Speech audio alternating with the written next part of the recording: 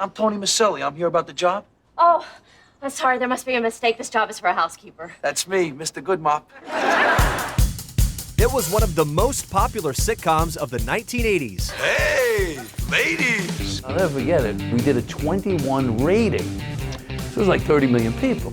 For 8 seasons, Who's the Boss kept audiences laughing with hilarious writing, great chemistry, and a bold premise. You could call me the maid, but I wouldn't. But when it works, there's so many factors that have to dovetail. Lightning in a bottle. Now, 30 years later, EW is bringing the entire cast together for an unforgettable reunion. All right, take off your clothes. When we're together, it just feels like it was yesterday. The following program. Modern style.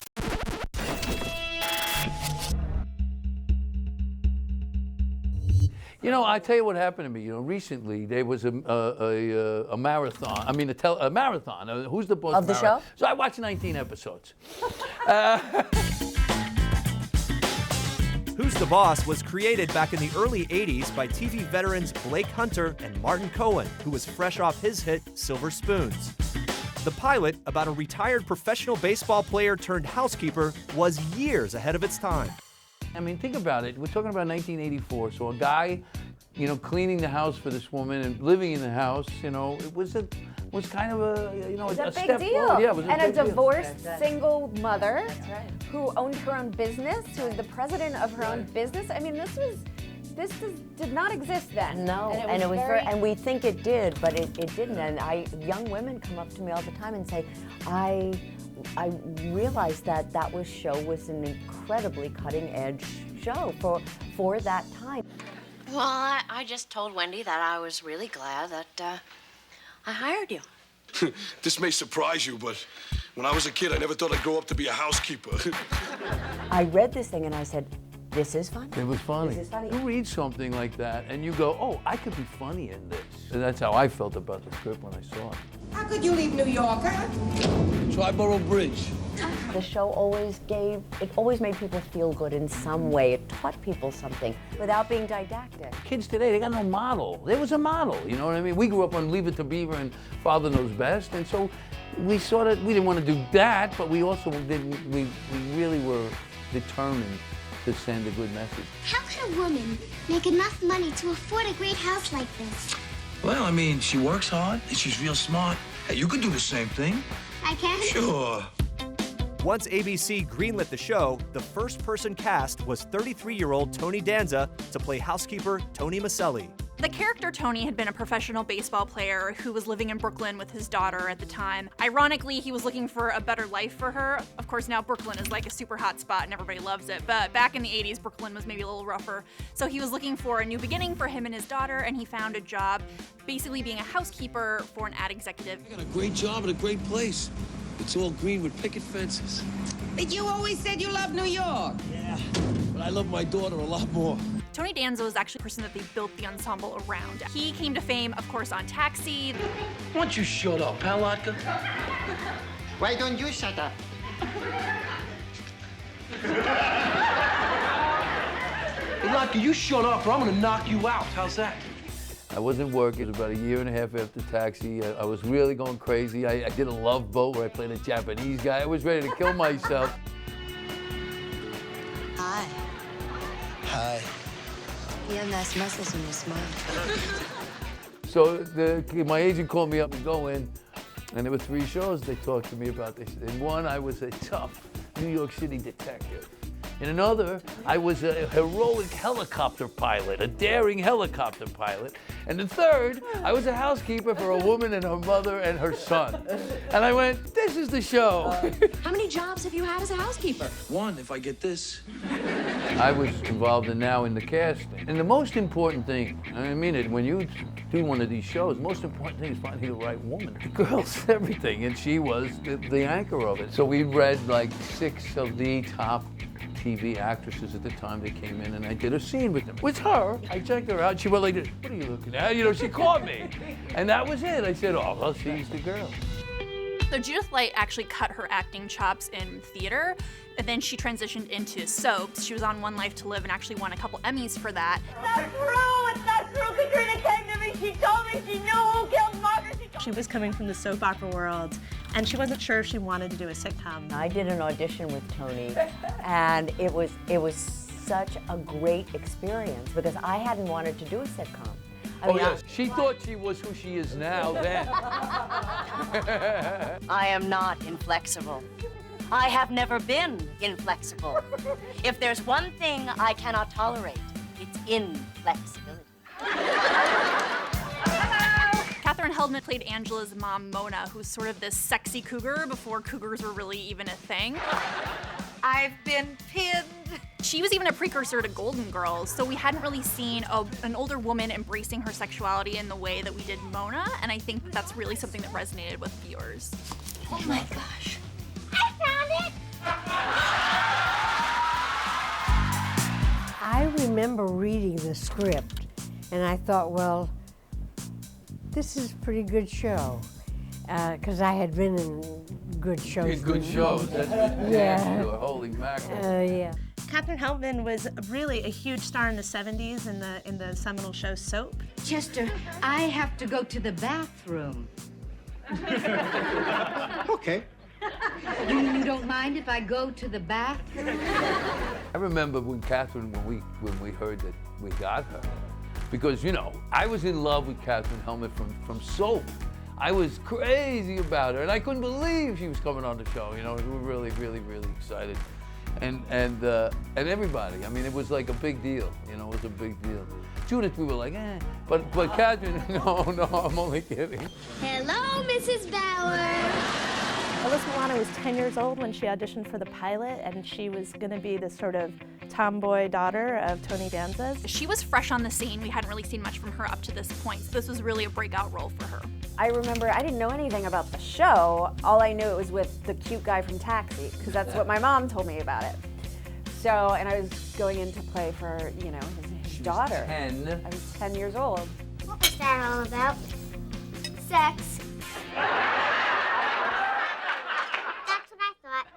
Rounding out the cast was 8-year-old Danny Pintauro, who had already been in a major motion picture, the movie Cujo. It's not a monster, it's just a doggy. He played Angela's young son, Jonathan, so he was, of course, the cute comic relief on the show. Hey, Mom, I've got something great for show and tell. Well, that's nice, sweetheart. What is it? Here. My God, what is that? A tattoo, Mom. Just like Tony's got. Watch her wiggle. One of the things that I'm most proud of is these two. I mean it because, you know, it's tough. Kids in TV shows, who knows what happens? And we ended up with two of the best. Two of the best. We came through. He raised her too. Yeah. Who's the Boss premiered on September 20th, 1984. At first, the show struggled to find an audience, but the cast knew they had something special. Tony and I had chemistry instantly. But every one of us had chemistry. The two of them had chemistry. Oh, yeah. We had chemistry. Yeah. We had chemistry. She and Tony had chemistry. So it wasn't just one part of it. It was all, you know, what Tony's talking about is that kind of lightning in a bottle. Do you guys remember the episode where Tony takes you to buy a bra? He wanted the pink ball. Why? Because everyone's gonna see it. Hey, who's gonna see it?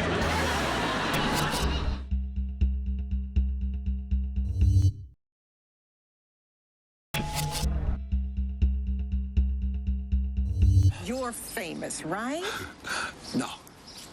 You're that good-looking Italian guy, right? Well...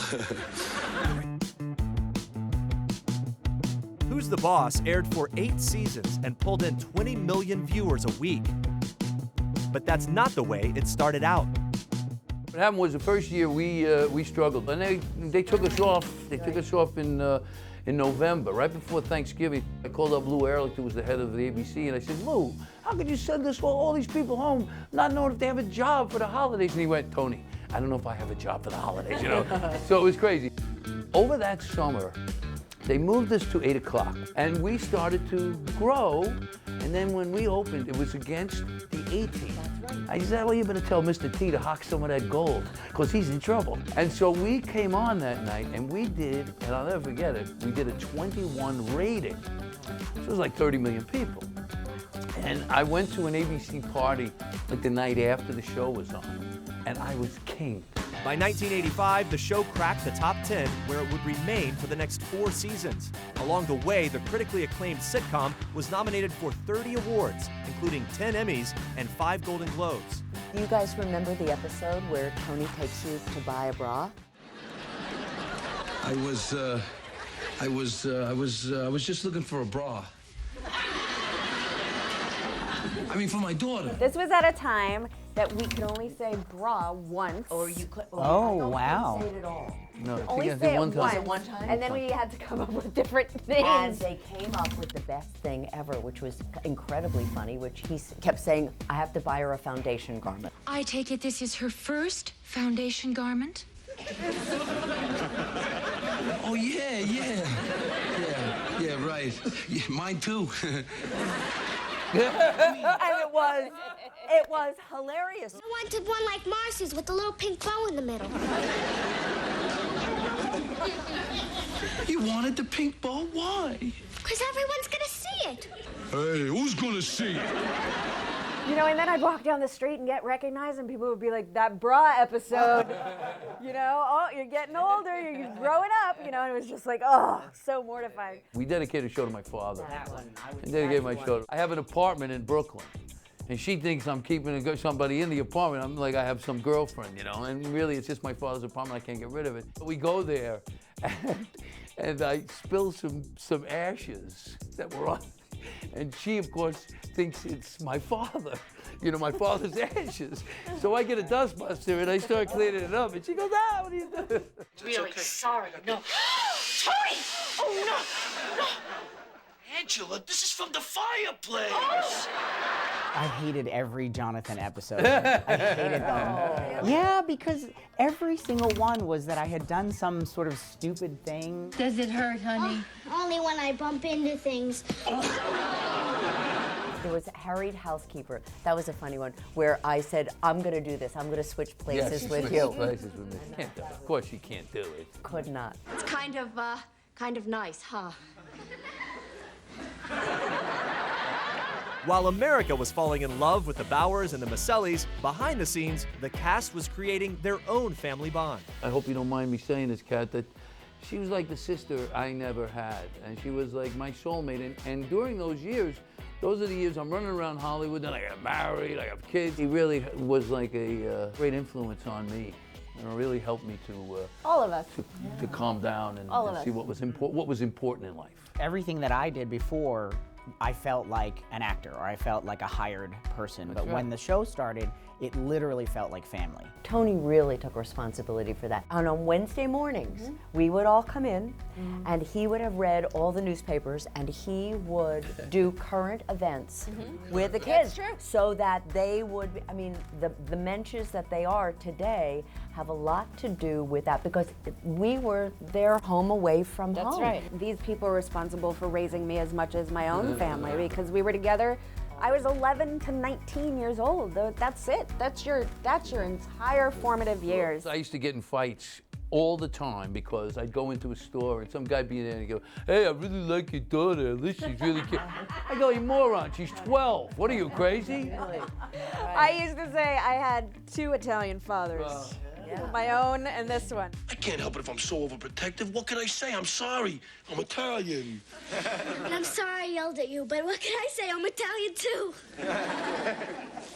I was required to bring in all of my report cards. Oh, yeah. And so it's like my parents, just as important that I do good in school, so that when I brought it in, not only was it my parents, do well in school. And there it is. We all learned stuff from each other, for sure. And they kept us, we all keep each other grounded. I think that's what grounded. She kept you grounded. Play baseball. The basketball, Tap dance. tap dance. Oh, yeah. I don't know, can you guys do it? You can't do it, can you? I could do it. Can you do it? I could probably do it. Do it? You want to see it? You want to see the tap dance? 5, 6, 7, 8. Oh my God.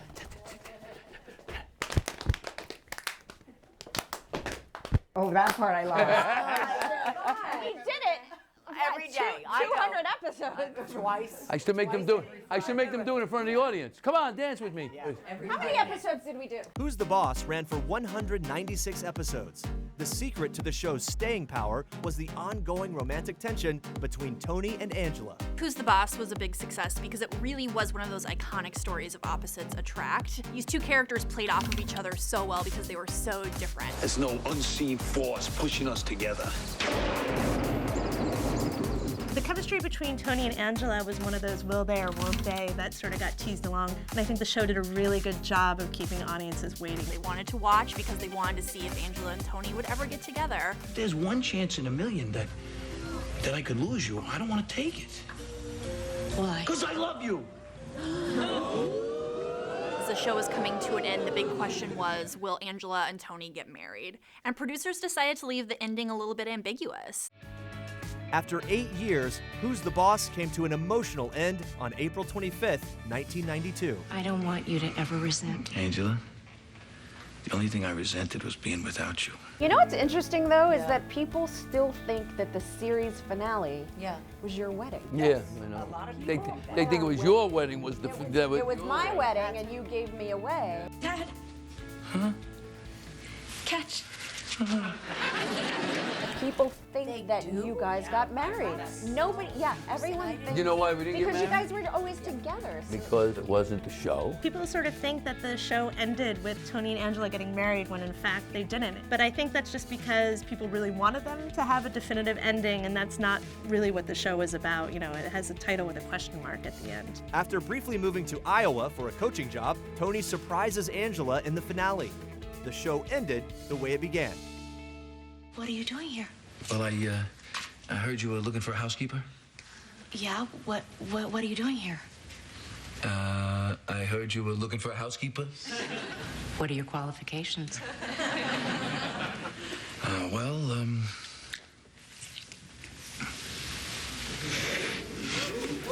Then only one question remained. Who, in fact, was the boss? It was always a question mark, and that's what I thought was so brilliant about the show. She was the boss.